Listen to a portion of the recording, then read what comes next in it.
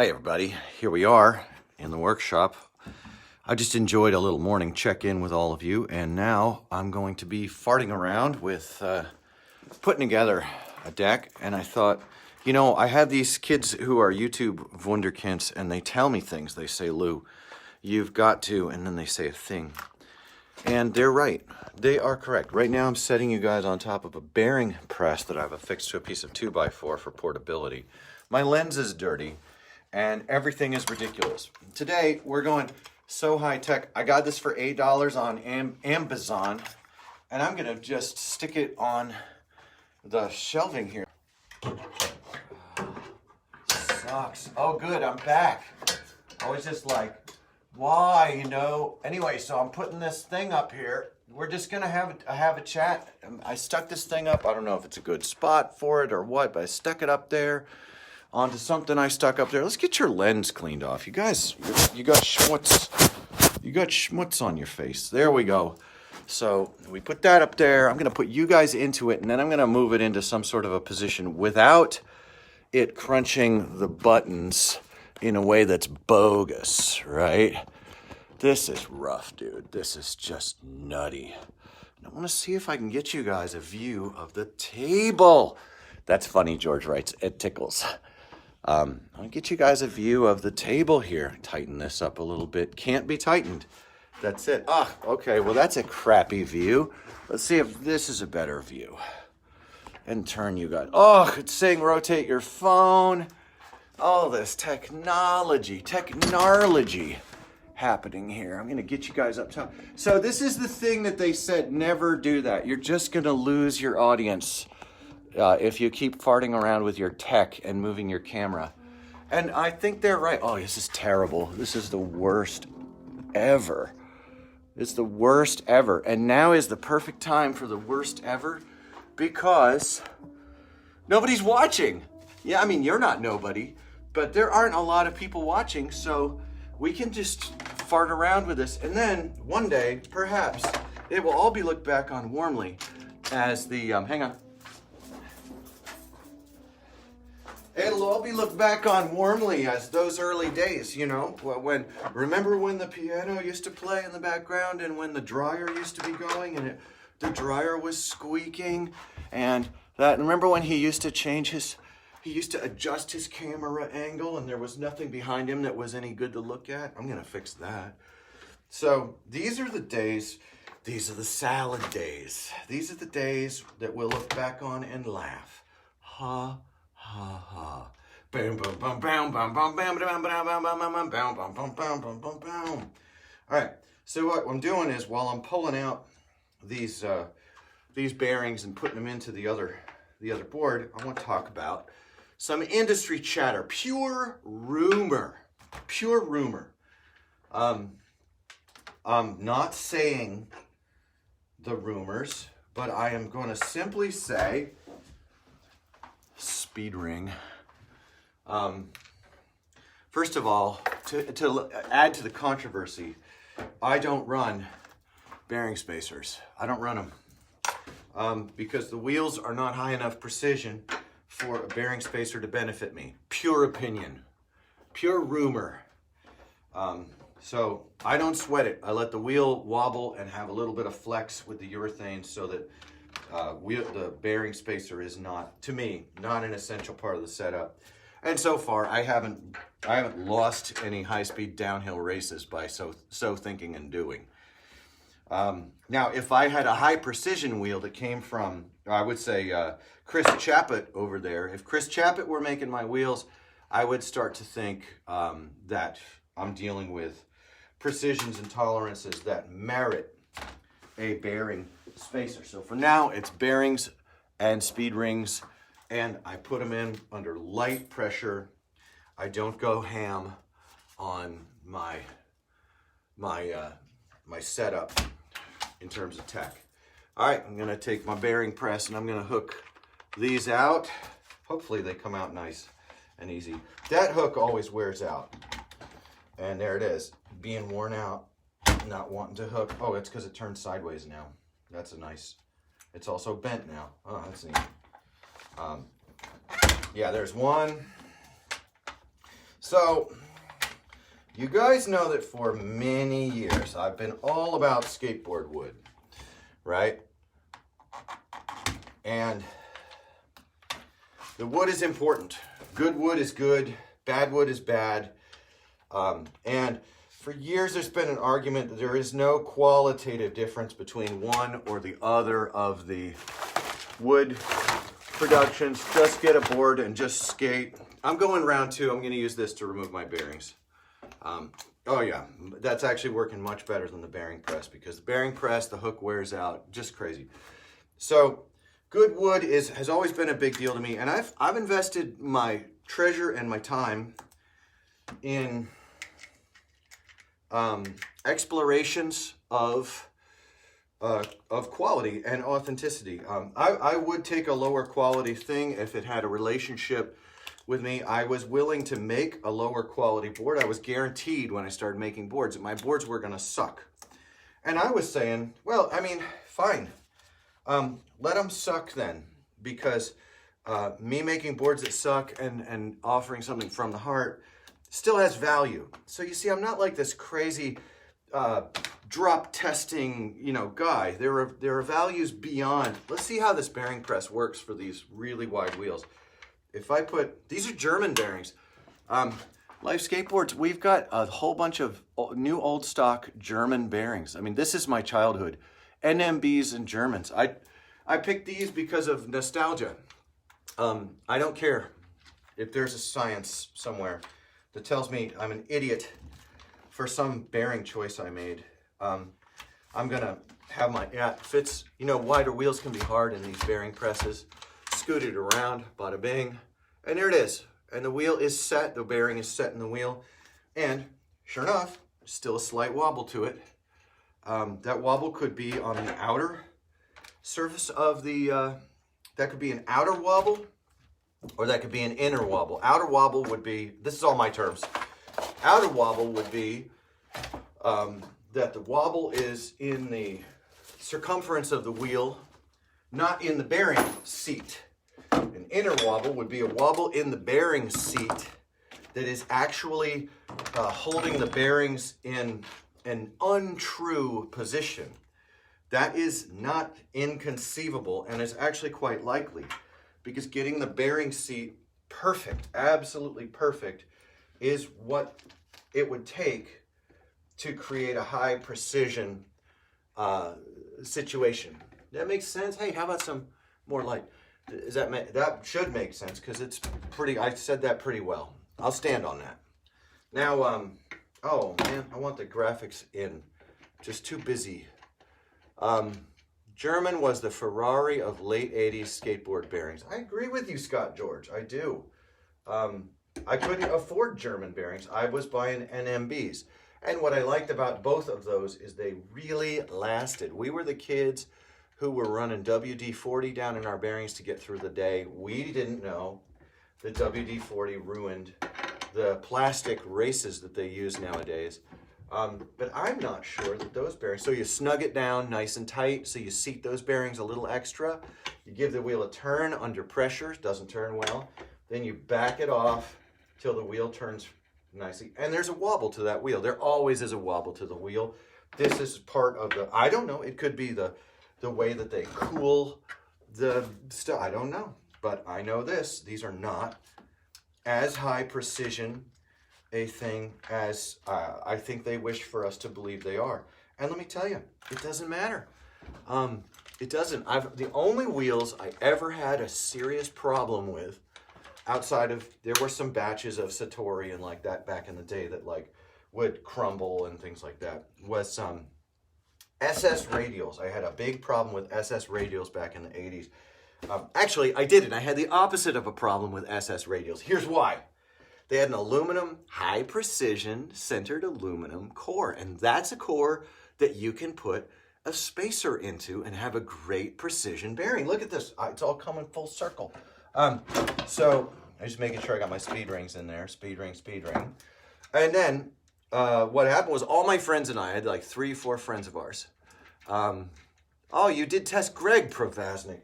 Freaking, he's one of those, he's like a weaponized research guide. Greg, thank you for your input. He says NMBs were faster and lasted longer. I did my tests in 1987.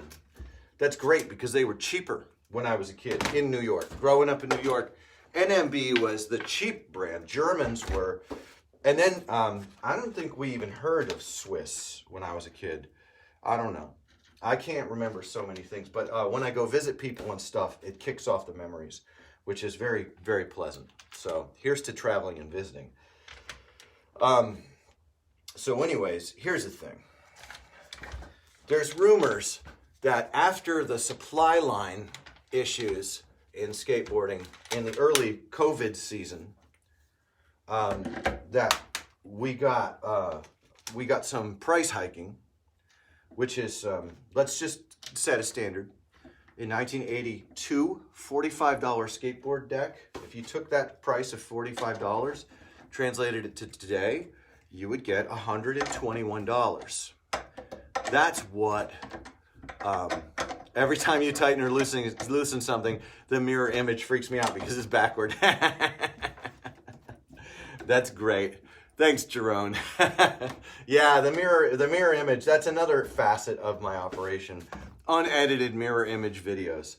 And you can count on me. I'm not going anywhere. This is going to be a thing because I am not interested in investing my attention anywhere but with you guys. If I thought of having, we have an intern here, Dominic the intern. I think I'm going to have him start filming me because I can't do it, man. I'd love to be filmed, but I cannot bring myself to neglect my attention on the session to film a trick. I just can't do it. It's just not in my heart. So, I've got messages flashing on the screen from our wonderful reps all over the place. But so while I and Sam have both been working up and perfecting our practices and exploring our business model and finding collaboration and the like together, while we've been doing that, the industry, the wood industry, has kind of been falling apart. They're starting to drop smaller brands, is one of the rumors that's coming across. If you're the owner of a small brand, I would love to hear from you and get a handle on, what was gibt in the world of skateboarding small brands. No need to say it's a rumor. I have the emails straight from the Syndrome rep for proof. Okay, here's Mike Villalobos he's out of Tucson, Arizona, jumps on. So journalism moment. We can graduate from pure rumor to corroborated report. See that? We are now at the corroborated report level in this situation. I'm going to need my vape for this and a fresh cuppa. Would you guys like to join me over at the table for a fresh cuppa? I also need to get a different skate tool on here. Let's just explore the different skate tool concept because we have a problem, Houston, and the problem is that these hardware are long enough. There we go. Problem is solved. Very good. These hardware are long enough that I got the Leatherman little tool can actually handle this hardware length issue I'm running into.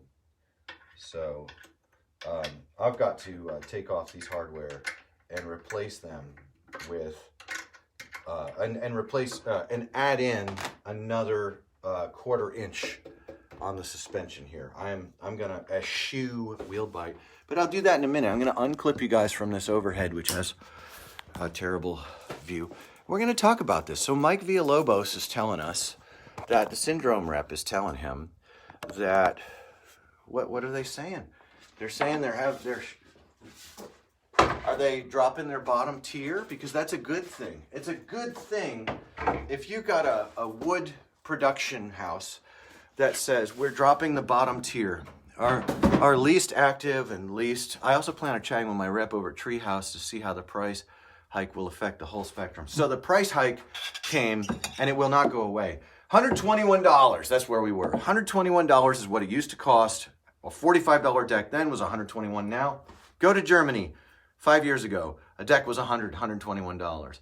I was in England in 2018, and a deck was 70 pounds, which is about $110. These are Plan Bs, flimsy, order out, heat sticker. These are not the brands of value in my mind. A brand of value in my mind, something unique, interesting with concave, something with durability and high quality laminate, would be $150 in Europe. They were already right pricing because European market knew that if you sell something, make money on it. So you don't have to carry shoes or you don't have to carry other. If you're a skateboard shop, sell skateboards and skateboarding accessories, right? Be the Hank Hill. Don't go with shoes. Shoes are a bastard gas. The pricing on skateboard wood, blank decks or decks printed, the blank cost has basically doubled. What does this mean? This means that $85, $88 Life skateboard, that Greg Pravasnik amazing custom on Gluefoot concave, that Billy Angus that you're going to find over at Burning Spider Stoke Company, that Frank Gardner insane paint job deck pressed on his spoon nose concave, that voluptuous pressed by Ty Hondo Hank that you're buying, you're going to be paying. Eventually, we're going to be normalized. We're still $5 less than an Andy Anderson flight deck. Oh, Greg, that dude in Belgium got a good price paying $75 just for shipping on his Gluefoot. It's true. I have found my Australian, my Scottish, UK, England, my shipping to, I've shipped to France, I've shipped to a bunch of places. I find my European friends and my UK friends are perfectly happy to pay the shipping. Is when your board is $70, they'll pay $50 shipping and they get the board for the same price. They get a piece of junk where they live. Not everyone, not all the time, not always. But I've said it for years. A deck ought to cost $80. Set of trucks ought to cost $90. That's how it goes. These shops have to make their money. Otherwise, what do you get? You get these rolling failure skate shops, legacy named, that one dude sells it to another dude so he can struggle on, then him sell it to another dude, and they're so proud of themselves for the sacrifice of being the skate shop owner. You're not the mayor. You're not the mayor. You're a retailer. Your job is a retail, and your industry has betrayed you. The wood houses have betrayed the retailer. The retailer has betrayed the brands. The wood houses by opening up small brands and all over the place. The retailer by opening up its own named brand. On and on. It's been just a slow collapse forever. And right pricing was definitely bound to happen. 13 on a blank this time last year. Then 16 in the fall of 2020. Now $25 a blank as of 2 days ago. That is from 13 to 25, call it double. So, and what does it mean? Well, it means that used to be a $14 argument, I would say. When I was pressing wood here, my boards outlasted by months. So the 2 shop decks for $45 each per month, or 3. Lots of the young people I was talking to were going through 3 shop decks per month. And that's usually bareback. Oh, this is deluxe wood. Like that. Poor deluxe. Getting like everyone saying this is deluxe wood. That was dirty pool from the skate shops to say, oh, this is deluxe wood. That's terrible. That hurt deluxe because a lot of the wood that was coming out of bareback that was going to those small brands and shops wasn't the same wood that deluxe got. Deluxe believed that they were getting a special quality of wood out of bareback. I find that unlikely. I find it very likely that the salespeople at Bareback or Generator, who are the sales for Bareback, they were saying it's different, and they probably had something set up. But I know for a fact that you cannot depend on the foreign wood source to actually implement process reliably. It's a fact. That is a true fact of the industry. So yeah, we're getting a special glue, a special layup, special press times, special laminates. We're getting all these special things. No, you're not. You're getting the same pile cut to the different shape that everyone else was. So it's all hucks, it's all smoke and mirrors until you're actually in a workshop with someone who's making your stuff. And like a board made through with me down here, you can come down and make your board through. That's $100 base price. And that's a really good price. I used to charge what is Bareback? Bareback is one of the largest suppliers of it's one of the largest suppliers of skateboards to brands and skate shop brands in America. It is not in America, but it is, their offices are in America, somewhere in sunny LA or some other such, San Diego or what. You've got Bareback, and you got a bunch of others. You got ASF or whatever they're called now. They bought Jamie Thomas's old operation, and yeah, anyway. It's ugly, my friends. It's an ugly thing. And it's especially ugly to hear someone like me talking about it, because I have an axe to grind and I have an angle here. Sam Cook and I and Bryce, we're putting our lives into creating a real alternative. We're not just griping about it. We're talking about a real alternative that serves you. And it's high value. It's premium priced because we put in real labor, and our labor is worth it because the stuff is good. And when if the stuff were to fail, I'm switching from when to if, because we're just getting really good results. Don't let your kids type that into Google. I know, buddy. Naming your workshop Bareback really bothers me. Not because of a moral issue. It bothers me because of how stupid it is. That is stupid, to lace the fundamental name of the brand of your production with a term that is so loaded with polarizing sexual content. I'm going to let this go. Got a call coming in.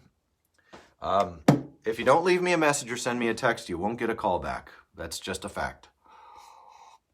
Because of my warranty, and my Social Security number is wanted by the CIA. Some guy with an Indian accent who says he's in Texas tells me.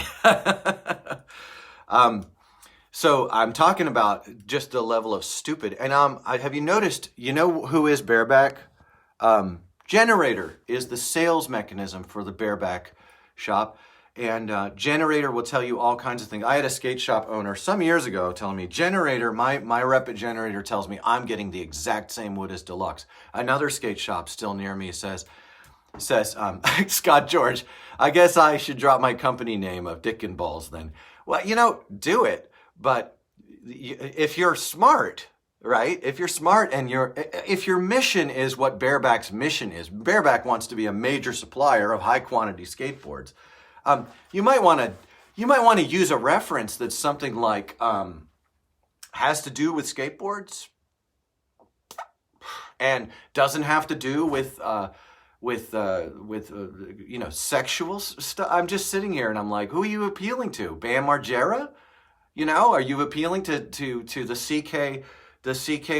Is that what you're appealing to? Because that's not who's going to be there in 30 years. And here we are 30 years later. It's not a big deal, man. It's not a big deal that they're called Bareback. But it's inevitable that someone will be like, don't Google what that means. And it's like, yeah, well, I'm like, you should name it something like Generator was a much better name. You can Google what Generator, a kid can Google Generator and, and not have something on their, I don't care about this. This is not what I care about. What I care about is this right pricing is happening. The costs on skateboard decks. I had a shop in a city. If you know who you are, I like you, and I think you're cool. I really do. I think you're nice. I think you're cool, but I think you blew it because you had a chance to have an entire wall section of craft-made, Ohio-made wood, and you skipped it, saying that you can't charge premium pricing for those things. And then the Andy Anderson dropped. And I saw the true colors. I saw it. You're incurious. You are not adventurous. You're very Ohio. And you decided that you would stock Andy Anderson sports for just under $100 when mine would have been selling for $75. And that's the same skate shop that like 20 boxes would ship in to be picked up at events from me. The same skate shop where one of the skate shop workers turned to the owner and said, why are we not carrying this? And it just goes on. The phone won't ring. And you know what? We don't need the phone to ring because our local rep in your area soon will be steering people onto our website. They're not even going to be shilling boards at the park like some shark. They're going to be just steering people and telling people about our website. And people are going to be buying the board they want, able to call us, talk to us, and interact with us. And I'm like, on the one hand, I'm very nostalgic. You know, I had my Westwood skateboarding shirt on. Yeah, and also I can make a penultimate glass layup on six plies or even 5. The fact is, your 5-ply with thinned plies board, your wafer thin, super stiff, very strong Andy Anderson boards will chip and they will razor tail, and that's sad. Could I make something like that? Yeah, but come on, man, just shake it out. Love Andy. I love Powell Peralta. Powell Peralta has never dropped the ball on making stuff here. They have outsourced lines and they have domestic lines. Their domestic lines are premium priced. Their outsourced lines are discount. And they have been true to, and so Andy Anderson and Powell Peralta are just absolute gold standard in this industry. Watch them closely. Watch Skate One closely. George Powell has been spoken against in the industry savagely. I've had people who just, the first thing they say about George is something mean about like his personality. And I'm like, yeah, but look at his business model. Look at the ethics of his business model. Look at the domestic production. Look at the innovation. Look at that. This guy is awesome. I don't care if I can get along with him over coffee. What he's contributed to the industry is awesome, and I'll stand by that. But when it comes to this right pricing, oh, goodness, children. Europe has had it going on forever. They're snapping decks over there just like we're snapping decks over here, and those decks cost from $70 to $120 a pop, and those kids out there have been paying that price. It's never been a question over there. Over here, you start talking about charging the right prices for the right thing so the skate shop can exist, so the retailer can exist on what they sell. And immediately the retailer is saying, oh, I can't charge that because I serve the community. And these kids, they can't afford that. And you know what kids can afford? Kids can afford whatever they want. They can afford whatever they want. Kids hustle. Kids know what to do. I had a guy try to beat me up. He didn't swing on me, but he squared up to beat me up. And one of my friends, who's done some tattoos on me, stepped in between us and said, why are you going to beat him up? And the reason the guy wanted to beat me up, he was working for a brand, and I was selling, a kid wanted to buy a Fickle, local kid, and I said, $40. I mean, this was back in the day. I'm like, $40. You can have one, that's shop cost, whatever, little between shop cost and retail.